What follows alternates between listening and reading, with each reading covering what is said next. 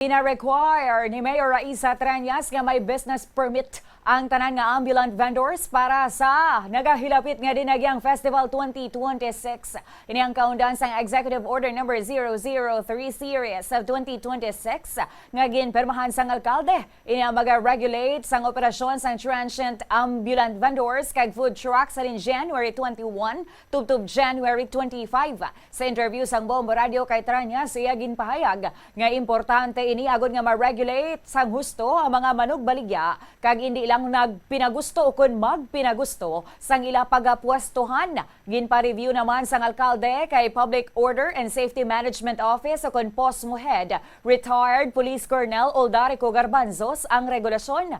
Agud nga magluwas nga ma-regulate ang pagbaligya, malikawan man ang pagpugok sang trapiko. Sa Section 2 sa Executive Order number 003, nakabutang nga ang tanan nga nagabaligya kag naga-offer sang serbisyo nga naga-income, kinahanglan magkuha sang permit. Mahimo maka-apply sang permit sa Special Services Division sang Public Order and Safety Management Office tubto Biyernes, Enero 23. We want to regulate lang first kay para hindi man mag-cause traffic, no? Like yesterday, miskan diin na lang ang iban.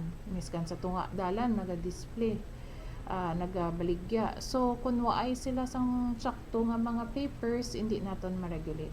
So, actually, nag-call ko man sang atensyon ni Garbanzos to review ang protocols nga ginpagwa naton 2 weeks ago kay para ma-regulate naton ang tanan naton nga ambulant vendors.